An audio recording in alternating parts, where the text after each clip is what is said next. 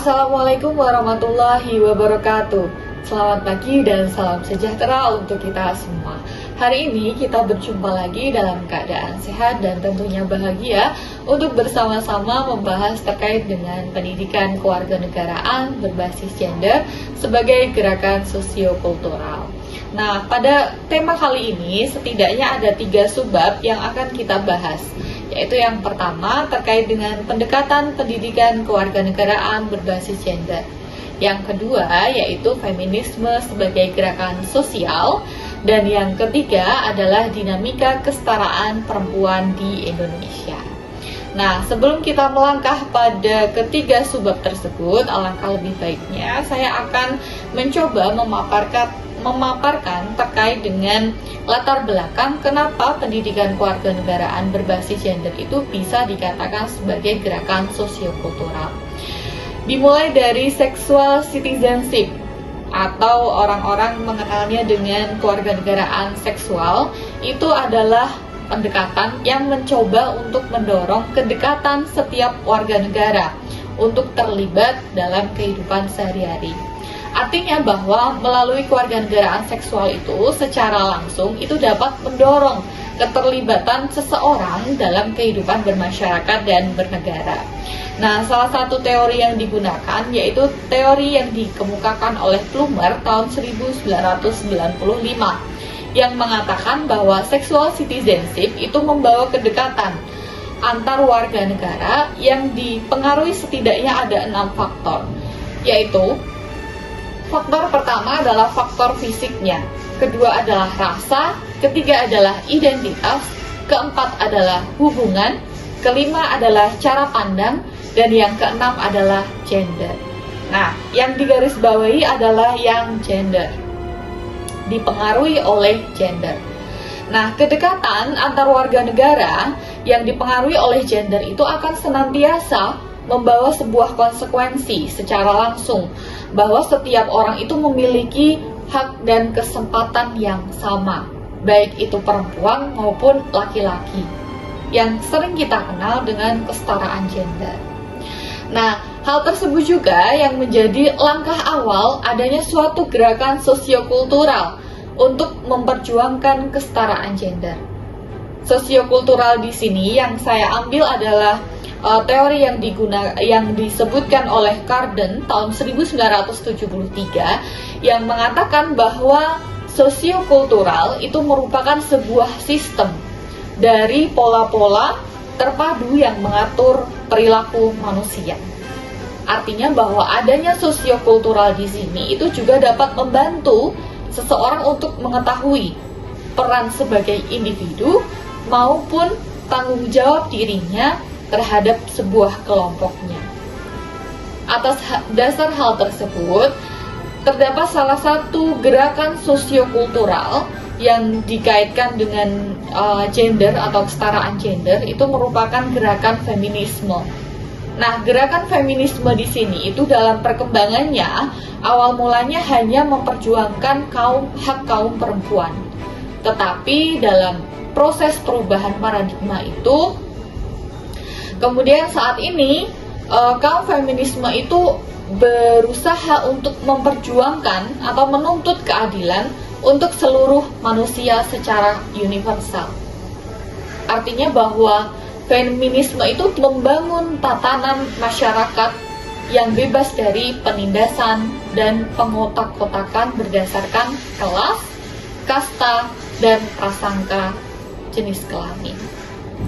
Nah, salah satu dalam Challenging Democracy oleh Arnold M. Deal itu cukup mengamati bahwa isu gender saat ini dalam pendidikan itu belum dikaitkan secara maksimal. Terlebih, kondisi di Indonesia saat ini juga telah dikatakan bahwa WIF dalam laporan The Global Gender Gap Report tahun 2022 dikatakan indeks ketimpangan gender di Indonesia dibandingkan negara Asia Tenggara itu berada di peringkat ke-6 dengan indeks sebesar 0,697. Sementara di dunia, peringkat kesetaraan gender di Indonesia itu berada di urutan 92 dari 146 negara. Artinya bahwa kesetaraan gender atau pendidikan kewarganegaraan berbasis gender itu sangat diperlukan untuk diimplementasikan sehingga mampu menjadi bagian sebagai gerakan sosial yang muaranya bahwa menciptakan peserta didik yang memiliki pemikiran tentang kesetaraan gender. Nah, masuk kepada poin yang pertama, yaitu terkait dengan pendekatan pendidikan kewarganegaraan berbasis gender. Pada hakikatnya, pengetahuan gender di dalam kehidupan bermasyarakat itu akan dipengaruhi cara masyarakat memperlakukan orang lain, baik itu laki-laki maupun perempuan. Jadi artinya bahwa pengetahuan masyarakat tentang gender itu dapat dikatakan tinggi apabila masyarakat itu tidak lagi membedakan atau tidak lagi mengkotak-kotakan antara peran laki-laki dan perempuan. Begitu juga sebaliknya. Nah, salah satu sektor yang paling strategis untuk memperjuangkan kesetaraan gender atau adanya pengkotak-kotakan tersebut, atau untuk menghindari adanya pengkotak-kotakan tersebut adalah sektor pendidikan. Pendidikan tentang gender itu dapat dilakukan kepada generasi muda melalui sistem pendidikan yang dibangun di 3 lingkungan. Lingkungan keluarga, sekolah, maupun masyarakat. Nah, ketiganya memiliki peran yang saling melengkapi satu sama lain untuk mewujudkan generasi muda yang tahu akan kesetaraan gender. Melalui 3 lingkungan pendidikan tersebut, kita dapat membangun sebuah persepsi kesetaraan gender bagi peserta didik. Dimulai dari yang pertama, pendidikan di lingkungan keluarga. Persepsi gender di lingkungan keluarga pada hakikatnya dipengaruhi oleh pendidikan orang tuanya dan proses pengasuhan yang dilakukan oleh orang tua dalam memberikan pendidikan kepada anaknya, terutama oleh seorang ibu. Salah satu penelitian yang dilakukan oleh Myers dalam bukunya The 12 Who Survive tahun 1990 menyebutkan bahwa keluarga itu melakukan pekerjaan dengan baik seperti membesarkan anak-anaknya.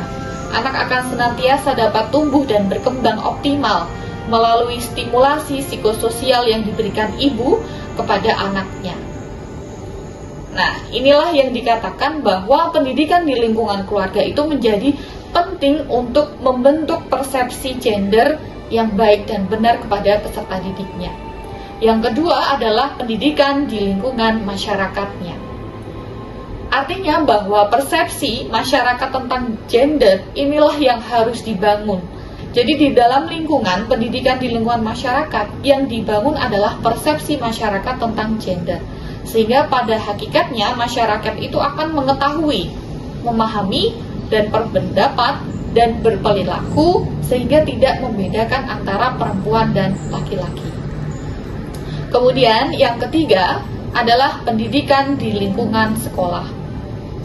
Menurut penelitian atau beberapa penelitian itu mengatakan bahwa persepsi gender pada generasi muda itu lebih banyak dipengaruhi keberadaannya mereka di lingkungan sekolah dan pergaulannya dengan teman sebayanya. Nah, ada juga penelitian yang dilakukan oleh Remis Wall tahun 2013 mengatakan bahwa pelaksanaan pendidikan dan pembelajaran gender itu harus bersifat non-seksis. Kemudian mendorong sifat kritis, tidak diskriminatif, dan berlangsung dengan demokratis. Ada juga salah satu yang sudah diterapkan di Indonesia adalah terkait dengan sekolah berwawasan gender yang strategis dalam mempersiapkan peserta didik itu memiliki wawasan tentang kesetaraan gender di lingkungannya. Ada beberapa strategi juga yang dapat direkomendasikan untuk kesetaraan gender dan kewarganegaraan di negara berkembang. Ini disampaikan oleh Gotts tahun 2007. Ada 3 hal, yaitu yang pertama adalah terlibat dalam dunia hukum, kemudian menafsirkan hukum atas dasar hak asasi manusia, kemudian yang ketiga adalah melakukan tindakan kolektif untuk mendukung klaim atas hak kewarganegaraan. Untuk mendukung dari pernyataan Gotts tadi, ada beberapa pendekatan juga yang bisa disarankan untuk pengembangan pendidikan kewarganegaraan berbasis gender sebagai gerakan sosiokultural ini. Yang pertama adalah pengembangan kurikulum berbasis gender yang bisa dimasukkan ke dalam sekolah berwawasan gender tentunya.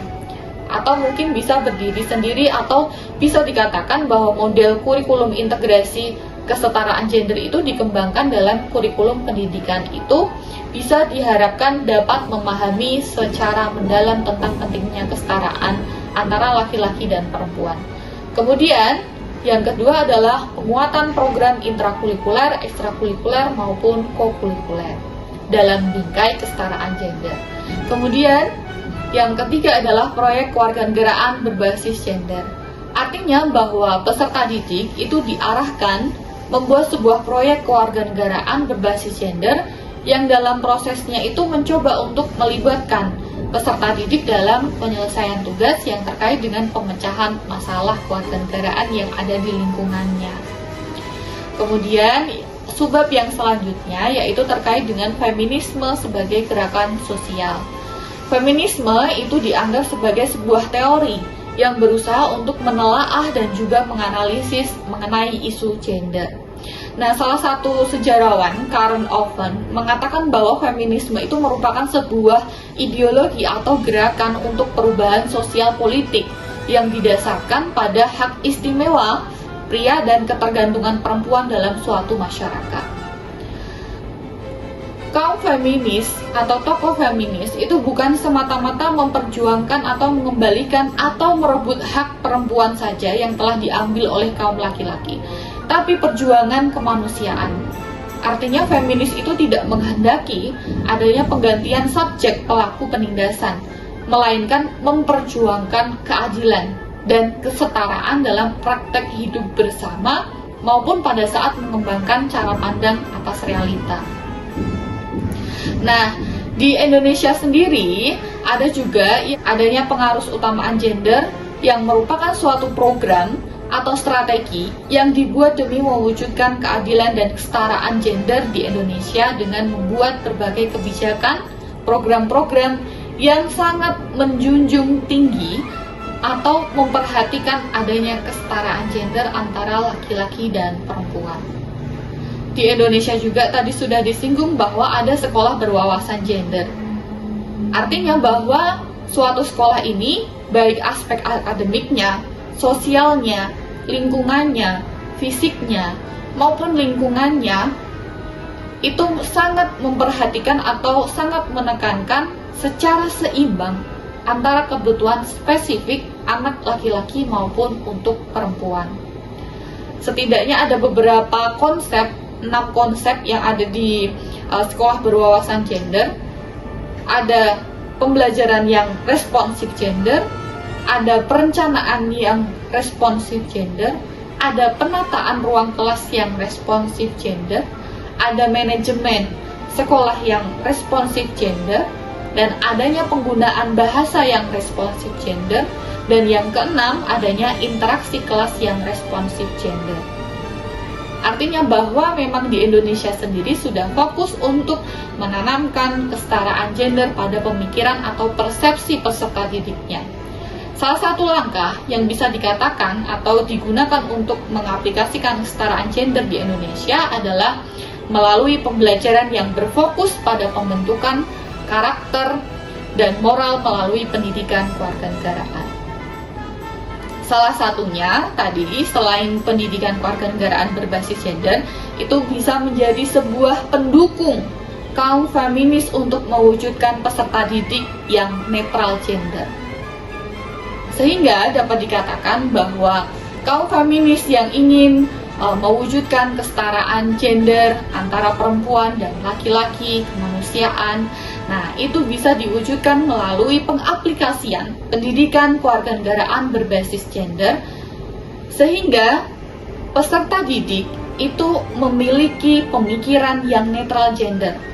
Peserta didik akan memiliki pemikiran bahwa masing-masing itu mempunyai hak dan kesempatan yang sama dalam ranah publik, yang tidak boleh saling dirampas satu sama lain, dengan mendukung adanya pembelajaran pendidikan kewarganegaraan berbasis gender merupakan bagian dari gerakan sosiokultural untuk mewujudkan adanya kesetaraan gender.